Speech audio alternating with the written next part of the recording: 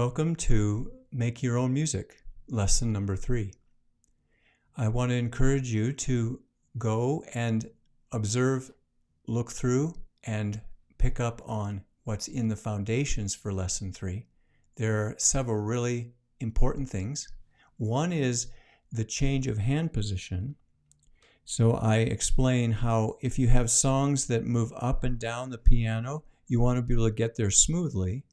So you learn how to have the finger go under, and that gives you a chance to go higher. Okay, and I explain exactly how to do that and how it works on the left hand, right? And over time, you get to go all the way up and down the keys all over the place. So you want to learn how to do that, okay? And then another really important thing is the dotted rhythm. When you're making up your own music, what happens is that you're looking for great ideas. And the dotted rhythm that shows up in the songs for this lesson 3 are really famous. They happen over and over again. The dotted rhythm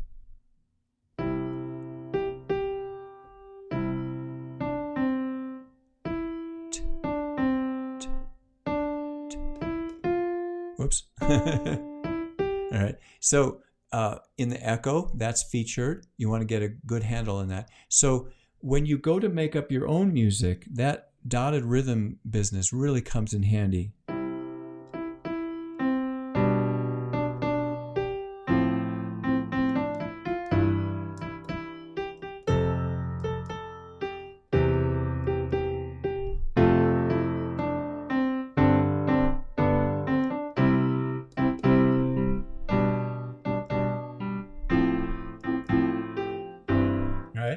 So getting a sense of dotted rhythms, super valuable for developing your own ideas.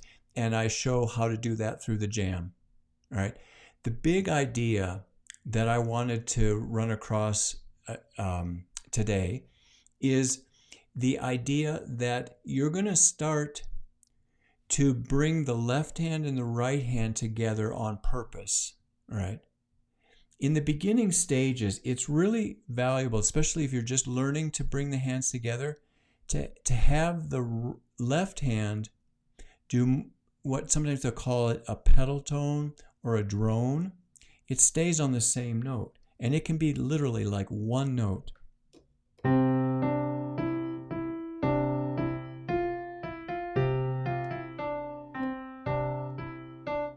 Right? The bagpipe, the Celtic bagpipe, has a drone sound that it literally stays the same all the time. In fact, they have double drones, and you can do that as well.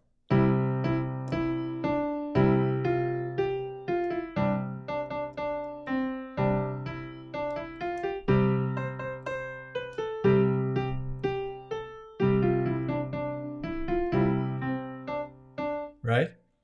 Now I'm throwing in a bunch of eighth notes, and I'm really looking forward to lesson 4, 5, and 6, because we're going to introduce eighth notes. Those are notes that are twice as fast as quarters. And when you get into eighth notes, it's like, boom, hundreds and hundreds of songs that sound really good can happen for you. I've been kind of itching to get there because I know that these quarters and halves, it's not, there's not enough there to make it super good music. But when we get to eighth notes, you're going to be on your way. You're going to be on your way. So in lesson 2, I talked about this idea where you just play whatever you want, and then when the chord changes, you choose a very specific note. The notes that belong to the chord sound great, right? So on your page where you're making up your own music, that's one of the reasons why I put the harmony there. Now, if you don't know the letter names of those notes, the letter names of those notes are on the first page. There's a key. There's a lesson, and you can find out what those notes are. Basically, chords like the C chord is made up of 3 notes. C on the bottom, E, and G. That's a C chord, okay? Now, I did close by because beginning piano players, they can't hop around all the place, right? So some of these chords, you see the chord and then you see a slash and a different letter. Basically, I'm saying the chord and then I'm also identifying what note is in the bass. And so in the bass section, you can see two notes there. Confusing. I'm talking about the bottom note, right? You get used to looking at the bottom note because that's the one that you pick up by ear, usually the easiest. And then it also frames the sound of your song. So if I play here, so those outside voices really characterize the song. So once you get used to the drones, all the same.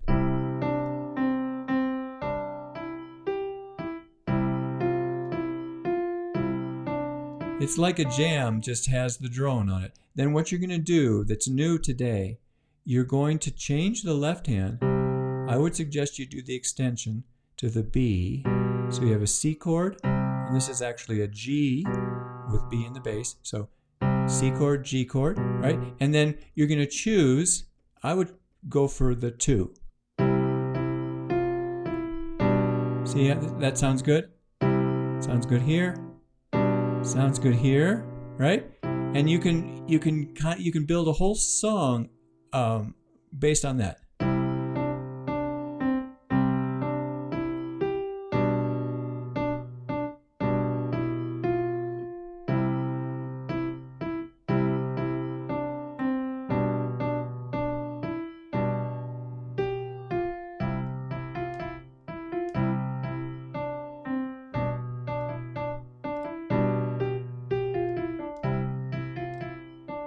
Right? So I'm tossing in faster notes and you start to see it's taking a shape, right? Let me expand what I just did to cover 8 notes, the octave in the melody, but the left hand's still going to stay the same. And I kind of cheat a little bit because I know those chords of the G chord, for example. So I know it's a G, I know it's a B and a D. So if I'm in the other spot on the piano and I'm getting ready to change to that G chord, I'm going to hunt down one of the notes that belongs to that G chord where I am as opposed to having to hop, right? And that comes with experience. And you also hear it. You just fool around and you start to hear it. Okay, so anyway.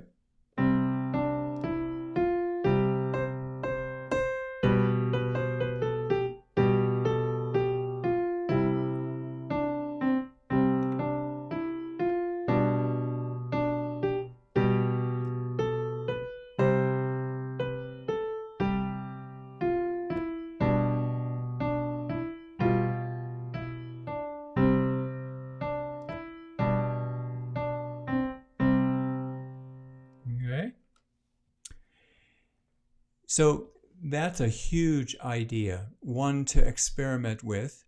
I showed you just the C chord to the G chord with B in the bass. You can experiment with other chords. So for example, in the Largo,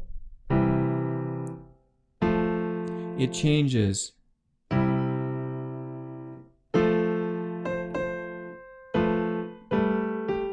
Right? And you can start... if you check out the recordings of the songs for this lesson, one advantage is they all use the same notes. So you're not in a different key, you're not in a different place on the piano. So it's at least a little bit familiar. And if you're looking for ways to make new songs of your own, you can go to a song that is already there and you can get to the bits that you really, really like, right? So... see, that by itself doesn't sound cool, but what about... no, that's possible.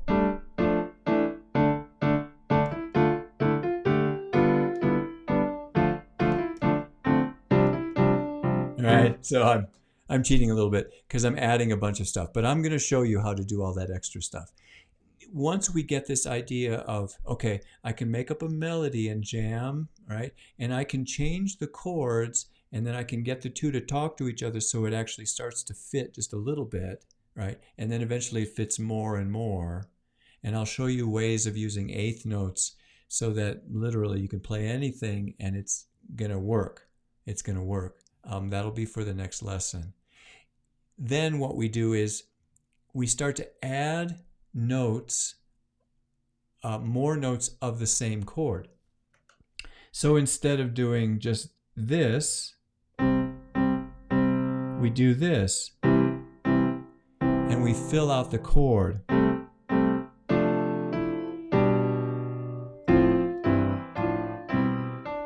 So we add extra notes, and you learn how to build complete harmonies. And believe it or not, you can build really nice complete harmonies with just 3 different letter name notes. So you might have a C in the left hand and a C in the right, but you add the other things, and all of a sudden you have this thing. Basically, it sounds as full and as complete as anything you would hear on the radio. And you will definitely get there by lesson 6. You'll understand how to build chords and add notes. So it's full, and then it's also unique to you because you're making those choices, and it becomes a creative part. So it's a lot of fun. It's a lot of fun. So I hope that is helpful to you. My hope is that you spend time with lesson 1 and lesson 2, because those form the beginning on which we are building. So if you're seeing this for the first time, please check out lesson 1 and 2 so that there aren't big gaps. It'll be a little easier to understand that way. Okay? Thank you for joining me. We'll look forward to catching up with you on the next lesson.